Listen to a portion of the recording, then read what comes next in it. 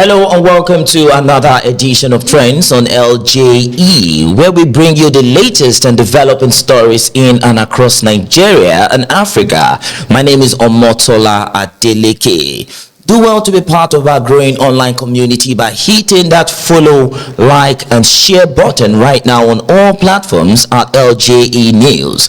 Joining me in the studio as usual is Mr. Shadrach. Mr. Shadrach, you're welcome to the program. Thank you for having me. Good afternoon, viewers. Judita, you're welcome to the program. Hello and good afternoon, Nigerians. Esther, you're welcome as well. Thank you. Good afternoon, everybody. All right, so let's quickly run through the headlines we have for today's trends. Dati Baba Ahmed says court alone insufficient to unseat Tinubu sparks online debate.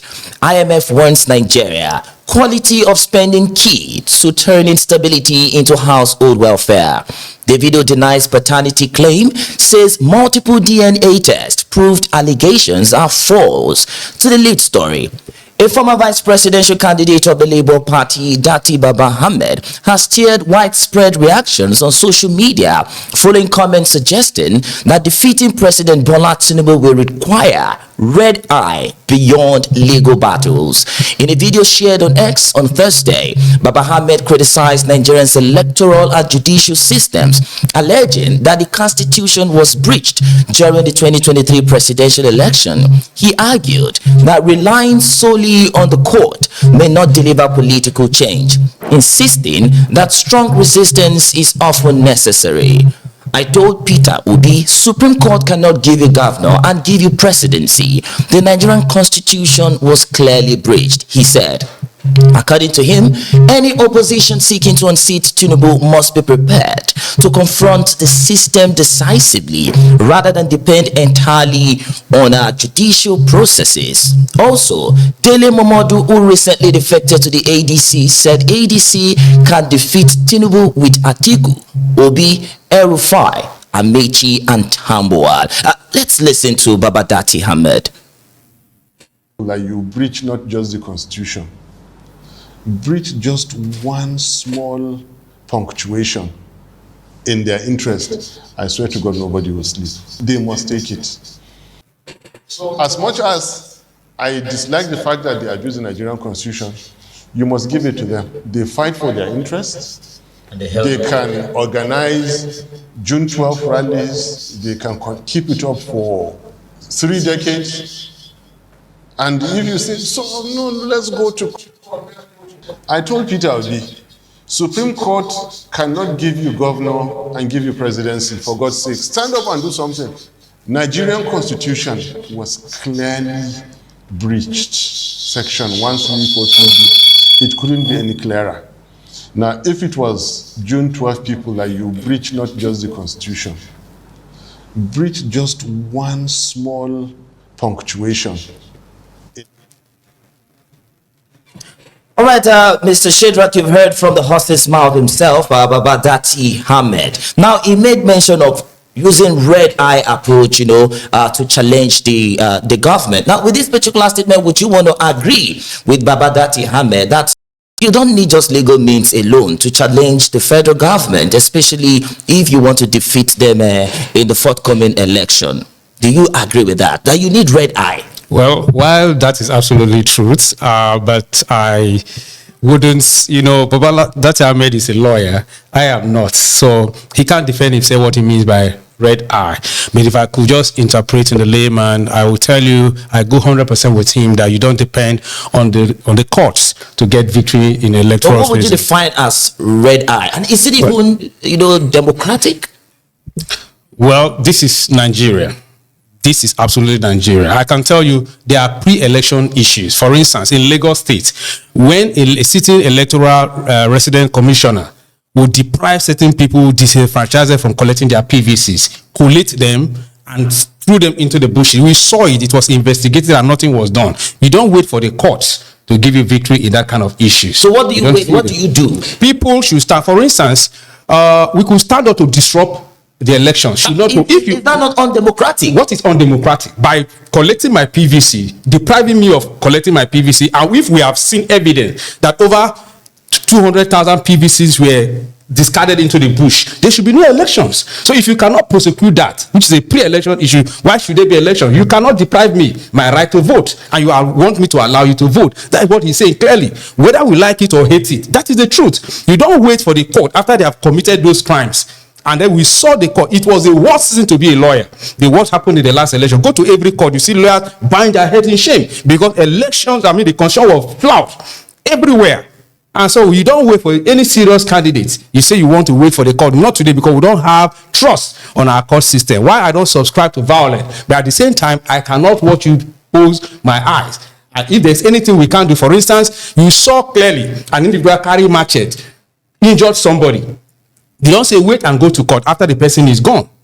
What should you do? People should stand up to anything, brutality for brutality. That is the truth. But whether you like it or hate it, but that is it. Okay. You must stand to fight to prevent. Do you think the Nigerian constitution was breached during the 2023 general election? Clearly so. What Baba Dati Ahmed said. Do you agree with that too? I agree with him, like I said, because clearly through a dilemma, at least I did law in my early stages in school. General principle of law and all that. So there are certain sections in the constitution that is very clear without ambiguity, like the issue of the FCT to thought. They tried dance around it, but we have seen a political precedent. People that are erudite scholars in law came up and did their commentary. There was no time that they were violated. Those who they never called into account, people like Olisa Bakoba, he was there, he stated this very clear. And we saw their precedents to that issue. But once we saw in the judgment, you see them dancing around. A lot of things went wrong, including the INEC voters transmission, which INEC chairman 48 hours before the election say clearly it is going to be transmitted directly. But what happened? But what do you think? What do you think can be done? Now you agree with that, Ahmed, that the constitution was breached during the 2023 general elections. Yes. What do you think can be done to strengthen our constitution so it benefits the ordinary man out? Well, this is clearly not issue of the law, not issue of constitution. I can tell you for free. It's an issue of character. When somebody who ought to dispense justice is emotional, sentimental, and you decide by yourself to contravene the law can't help. It is the issue of people. But what I can say, for instance, on the eve of the day, depending when you announce the election, Nigeria should stand up and prevent the INEC chairman from declaring the result. There are other things that Nigerians can do. You can see Mahmoud was rewarded by that act of suspicion that happened with an ambassadorial. I thought Nigeria would stand up, sign petition against this man, because what clearly the president have done is that anybody who is coming for you have a reward system. If you do this, we are going to reward you, either you or your daughter or your son. Nigerians are supposed to sign a petition against Mahmoud, and it is not late. Anywhere he's posted to, we can sign petition to recall him because we have not forgiven what he did. You cannot declare election in the midnight and do not have 25% of the result that for which you declare President Tinubu ready until the court have to give you reason to do so. All right, Nigerians must not wait for that. Mr. Shedrack, thank you. Mr. Shedrack is saying it's not too late for Nigerians to sign the petition against the former INEC chairman, including any other person who we think did evil against Nigerians in 2023 election. All right, so let's move on to the next story. The International Monetary Fund, IMF, has urged the federal and state government to prioritize the quality of public spending to ensure macroeconomic stability translate into improved household welfare. Speaking at the NESG 2026 Macroeconomic Outlook in Lagos, Nigeria's IMF country representative, Dr. Christian Ebeke, warned that the country's recent exit from the crisis mode should not be mistaken for permanent recovery. He stressed that while fiscal and monetary reforms have yielded gains, these remain fragile and could be reversed by policy complacency or poor fiscal decisions, especially in an election year. Ebeke emphasized that inflation remains high and fiscal space limited, making prudent, transparent spending critical. He called for greater investment in health, education, and social protection to deliver visible benefit to citizens. Judith, let me ask you this question. The IMF, the International Monetary Fund, are saying we've escaped economic crisis. But why do we still have hungry people out there? Why are rents still on the high side? Basic healthcare is still a problem. And yet we've escaped economic crisis. Why do we still have such people out there? Well, I think the IMF is saying that there is a certain level of stability in the macro economics of the country. And I think that's what they are urging the federal government to do, to ensure that the change, the stability is felt by we, the common Nigerians. Do you think the crisis period in Nigeria has ended? No, certainly not. But you just made mention of the IMF saying that's what they are trying to say. Yes, they are trying to tell us to do more.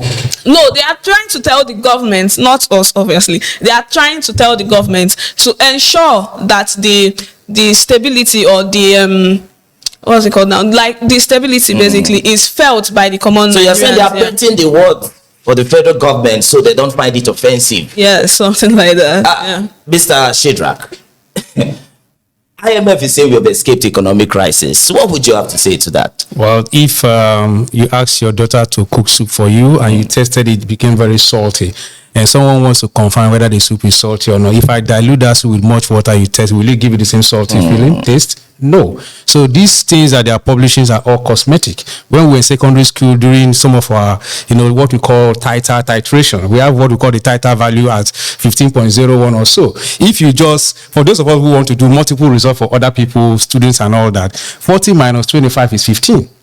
45 minus 30 is 15. So these things are artificially computed. So when you borrow to strengthen the dollar, you put in more into the economy, what the IMF will see is just the outlook until we see an egg go back to 15 naira, 13 naira, 14 naira at least. Everything they are talking is nonsense to the people on the street. Until we buy our bag of rice for 8,000, 12,000 naira, 20,000 naira, every other thing they are talking there, nobody wants on to. Paper. It's on paper, it's cosmetic. So for all we care, we want to see the federal government lift people from abject poverty. We want to see those lines begin to drop. If you listen to India, you listen to Taiwan and some of these countries, when they are giving landmark speeches, maybe New Year's, you will hear 48 million people have been removed out of abject poverty. You see statistics, they'll be really, you see it will match. So that is what we want to see in Nigeria. We have 200 million people. We have over 8.something million young girls out of school children. We want to see the president come out through the Minister of Finance, come out and said, so first quarter, we have removed 4 million students out of, out of school children back to the system. We want to see improvement in this. That is the only thing that appeals to our senses. Every other thing they are saying, how many people have time to read? But the International Monetary Fund is an international professional, organization, if I'm to say. Then why rely on paper statistics? Well, what do you think the IMF? How should they even go further to make sure they get their statistics right and face the realities? The same IMF are designed to keep developing countries where they are. Oh, why would you say that? Oh, it's written. History always showed you. Anytime you have an African leader that is doing extremely well with a clear-cut agenda over 10, 15, 20 years that shows that you are going to deliver an independent nation, what happens to you? They clamp down on you. That was one of the reasons they removed Goodluck Jonathan. During the flood in 2011, 2012, it was shown that we are going to suffer for hunger. But we had an economic expert in agriculture, additional, that was Minister of Agriculture. What happened? There was surplus. When they saw that we were able to match, during the global MDGs, we have Nigeria, when people were implementing MDGs, Nigeria started the SDG. Here in the country, we went further beyond. When they saw the rate at which we were moving, the base our economy to become the fourth fastest in the world and first in Africa. When they saw all of this, they said Nigeria will get it right, Africa will escape. What happened? Are you now advocating? There are conspiracy against African developing countries. Cut ties with the IMF. We will not cut ties with IMF. We will not rely solely on what IMF dictates to us to do. Because it is not solely on the interests of developing countries, or in Africa particularly, that the IMF are working. They are working for their own good. We should say every serious-minded country should take serious. Do we need the IMF to tell us how to spend? Must we buy an exotic cars, budget 20 billion naira for electricity in Asu Rock after you have budgeted 17 billion just last year, in less than 8 months for solar, and you have budgeted 20 billion naira? Do you need IMF to tell you that? All right, Mr. Shadrach, Esther, let me come to you quickly. Despite the fact that we have Nigerian representatives in the IMF, do you still think the IMF has the moral justification to talk about the economy in Nigeria? I don't think they do. I think Nigerians are in the best position. We have Nigerians in the IMF. Yes, we have Nigerians in the IMF, but they are not being completely honest, if you ask me, because they know exactly what's going on in the country.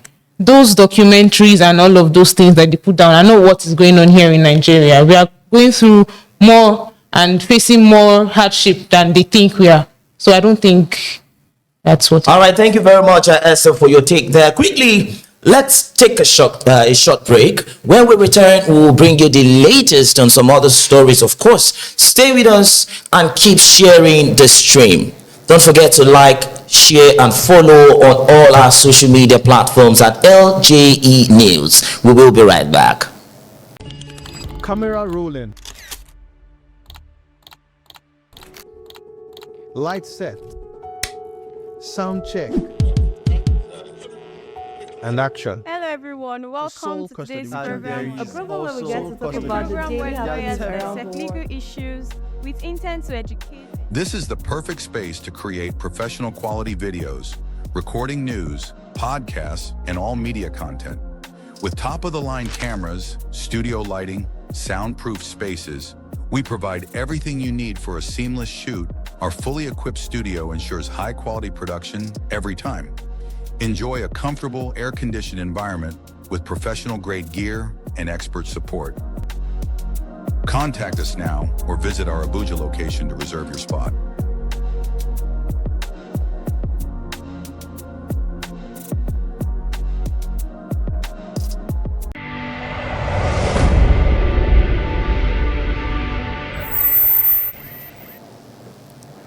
Welcome back. Coming up, we'll take a closer look at some other trends making the rounds.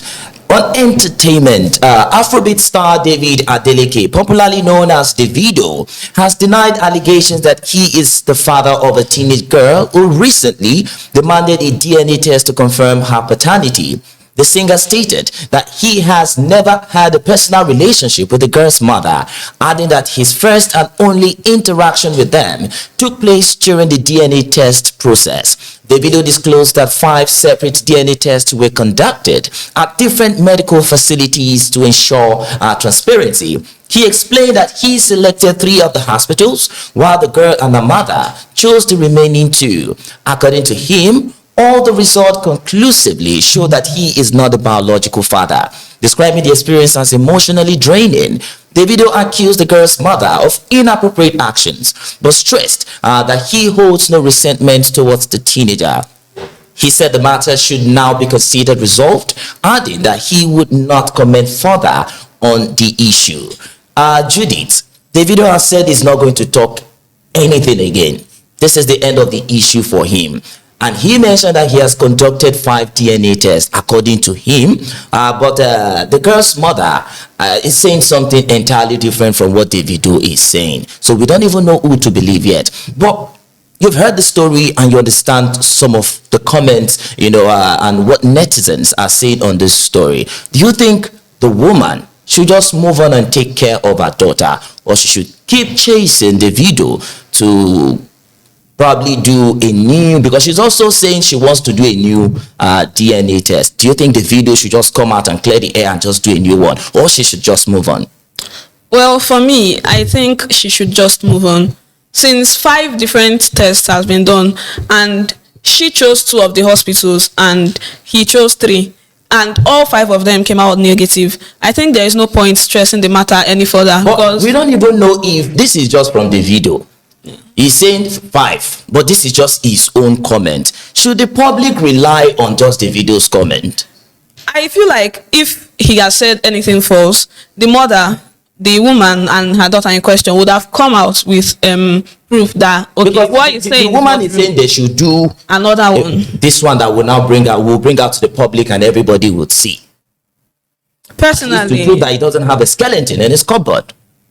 Personally, I think they are just stressing him at this point. At this point, it feels like they are just stressing him, and I don't know, for whatever reason, they are just putting so much emotional pressure on him and on his family too. Because he has his own wife and other children to care for. And if they continue to do this, it will feel like they have a certain agenda against him. All right. Esther, just in 1 minute, what do you think about this? I totally agree with Judith. The mother in question, she has already had her own time. She has had this series of tests and different hospitals, and the result still points out to one thing: he is not the father, right? So I think she should just pick up her pieces if it's true, and move on and let the man be. But don't you think Davido should even provide the DNA test results? I think If they if have it's, done fine. I think if it's not true, then she would say that Davido is withholding the results from the public. All right, thank you very much, Esther. That's it for today's edition of Trends on LGE News. Of course, many thanks to Mr. Shedraka for your insight and contributions. Thank you for having me. Esther, thank you very much for your opinions. Thank you. Judith, thank you very much. Thank you.